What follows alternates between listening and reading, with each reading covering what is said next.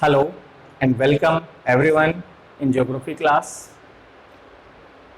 हम लोग हमारी पिछली क्लास में चर्चा कर रहे थे मानव भूगोल की शाखाओं पर, जिसमें हमने ये जाना था कि मानव भूगोल की शाखाओं में आर्थिक भूगोल, जनसंख्या भूगोल, अधिवास भूगोल, राजनीतिक भूगोल और सैन्य भूगोल शामिल हैं। तो हम यहाँ पर अब इसी जानकारी को आगे बढ़ाते हैं कि मानव भूगोल की शाखाओं में केवल यही नहीं है, क्योंकि मानव के द्वारा विविध प्रकार की गतिविधियां संपादित होती हैं और उन विविध प्रकार की गतिविधियों का अध्ययन हम अलग अलग शाखाओं के अंदर करते हैं, तभी हम उन गतिविधियों को सूक्ष्मता से या गहनता से समझ पाएंगे और उनके आधार पर हम विश्लेषणात्मक दृष्टिकोण अपनाते हुए मानव कल्याण के लिए कार्य कर सकते हैं, जो कि हमारे भूगोल का प्रमुख विषय वस्तु है, या यूं कहें भूगोल के अध्ययन का प्रमुख उद्देश्य होता है, और वो है मानव कल्याण। तो मानव भूगोल की इन विभिन्न शाखाओं के अंतर्गत हमने यहां तक जानकारी प्राप्त की थी, सैन्य भूगोल तक। अब उसके बाद यदि हम बात करते हैं नेक्स्ट, तो वो नेक्स्ट आता है, उसको हम कहते हैं ऐतिहासिक भूगोल। यानी कि हम जानते हैं कि जो वर्तमान है वो वर्तमान कल क्या बन जाएगा, इतिहास बन जाएगा। और जितनी भी ऐतिहासिक घटनाएं घटित हुई हैं हमारे पिछले इतिहासों के अंतर्गत, इतिहास में जितनी भी घटनाएं घटित हुई हैं, उन सब के पीछे कहीं ना कहीं किसी न किसी प्रकार से भूगोल का योगदान रहा है, भौगोलिक वातावरण का योगदान रहा है। तो हम उन घटनाओं की व्याख्या भी हम भौगोलिक संदर्भों में जब करते हैं तो उसे हम ऐतिहासिक भूगोल के रूप में जानते हैं, क्योंकि इससे हमें इतिहास जो कि गुजर चुका है उसके बारे में जानकारी मिलती है, जिसका प्रयोग हम अपने वर्तमान या भविष्य के लिए भी हम कर सकते हैं। इसीलिए हम ऐतिहासिक भूगोल का अध्ययन इसके अंतर्गत करते हैं। इसी प्रकार से नेक्स्ट हम बात करें तो वो आता है प्रजातीय भूगोल। हम ये जानते हैं कि पूरे विश्व में मनुष्य जो है वो समान प्रजाति का नहीं है। प्रजाति का अर्थ हो गया यहाँ पर कि जो मनुष्य के बाहरी आवरण में जो विभिन्न प्रकार के परिवर्तन दिखाई देते हैं, उसके आधार पर मनुष्य को विभिन्न प्रजातियों में बांटा गया है। और वो जो विभिन्न प्रजातियां हैं, उन विभिन्न प्रजातियों के पीछे विकसित होने के पीछे कारण क्या है, वातावरण कारण रहा है।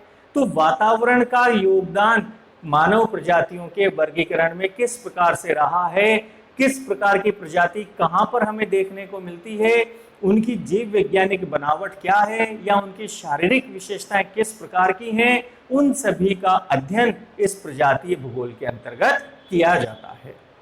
इसके बाद नेक्स्ट जो आता है वो आता है सामाजिक भूगोल। हम जानते हैं मनुष्य एक सामाजिक प्राणी है, समाज में रहता है और समाज में के विभिन्न नियम वो बनाता है। तो उन समाज के विभिन्न नियम और उन नियमों के पीछे जो भौगोलिक कारण या भौगोलिक संदर्भ होते हैं, उनके बारे में अध्ययन करना या उनके बारे में जानकारी प्राप्त करना इस सामाजिक भूगोल का सामाजिक भूगोल की विषय वस्तु है, इसका प्रमुख लक्ष्य है। तो हम मानव भूगोल की एक शाखा के अंदर मानव समाज के अध्ययन के रूप में सामाजिक भूगोल को भी पढ़ते हैं। इसी प्रकार से इसी से जुड़ा हुआ भूगोल की एक और शाखा आती है, उसको हम कहते हैं सांस्कृतिक भूगोल। अब ये जो सांस्कृतिक भूगोल है, हम जानते हैं बहुत अच्छी भली भांति कि पृथ्वी पर जहां जहां पर भी मानव निवास करता है, उस सभी जगहों पर निवास करने वाले मानव समूहों की संस्कृतियां समान नहीं हैं। सभी जगह के रीति रिवाज, परंपराएं, विश्वासों, इनके अंदर अंतर पाया जाता है। और जो अंतर पाया जाता है वो उसके पीछे कारण क्या रहा है, उसका किस प्रकार से वहां के समाज के अंदर योगदान रहा है, उन सभी तथ्यों की जानकारी हम सांस्कृतिक भूगोल के अंतर्गत करते हैं। तो ये भी एक मानव भूगोल की प्रमुख शाखा के रूप में जाना जाता है। इसी प्रकार से हम नेक्स्ट बात करते हैं, वो आता है प्रादेशिक भूगोल। अब चूंकि भूगोल में हमें इस धरातल की जानकारी लेनी है और धरातल बहुत विस्तृत भाग है, तो इस विस्तृत भाग को हम छोटे छोटे भागों में या समानता के आधार पर जब हम इसको छोटे छोटे भागों में बांट करके उसका अध्ययन करते हैं तो उस अध्ययन को हम किस में शामिल करते हैं? प्रादेशिक भूगोल के अंतर्गत शामिल करते हैं। तो विश्व का अध्ययन जब प्रदेशों में बांट करके किया जाता है तो उस प्रकार का अध्ययन प्रादेशिक भूगोल कहलाता है। और उसी में हम क्या करते हैं कि विश्व को विभिन्न देशों में बांट करके प्रत्येक देश की हम एक जानकारी प्राप्त करते हैं और सभी देशों की जानकारी प्राप्त करने से पूरे विश्व की जानकारी हमारे को प्राप्त हो जाती है। तो प्रादेशिक भूगोल में हम क्या कर रहे हैं कि धरातल को समानता के आधार पर क्षेत्रों में बांटते हैं, विभिन्न छोटे छोटे भागों में हम इसे बांटते हैं और बांटते हुए हम उसका अध्ययन करते हैं, तो वो हमारा प्रादेशिक भूगोल कहलाता है। इसके बाद हम मानव भूगोल की शाखाओं में एक और महत्वपूर्ण शाखा है जिसका नाम है मानचित्र कला, कार्टोग्राफी। हम जानते हैं कि मानचित्र जो हैं वो भूगोल के उपकरण कहे जाते हैं। Maps are the tools of geography, क्योंकि भूगोल का अध्ययन मानचित्रों के बिना अधूरा है। और मानचित्र निर्माण भी अपने आप में एक कला है। वो कला ही नहीं, उसके साथ साथ विज्ञान भी है। तो हम उस मानचित्रों के निर्माण का किस प्रकार से उनका निर्माण किया जाता है, उनके अंदर क्या विशेषताएं हमें दिखलानी चाहिए जिससे कि हमारे उद्देश्य की पूर्ति हो सके, तो इन सभी चीजों की जानकारी हम अलग से एक शाखा के रूप में प्राप्त करते हैं जिसको कि हम मानचित्र कला या कार्टोग्राफी के रूप में जानते हैं। तो ये भी एक मानव भूगोल की ही प्रमुख शाखा है।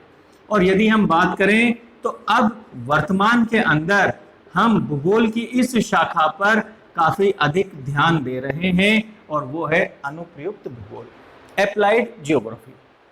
यानी कि हम भूगोल में जितने भी सिद्धांतों को पढ़ते हैं या जितनी भी हम जानकारी प्राप्त करते हैं उसका जब व्यवहार में हम उसकी अनुपालना करते हैं तो वो ही हमारे लिए क्या कहलाता है? अनुप्रयुक्त भूगोल कहलाता है।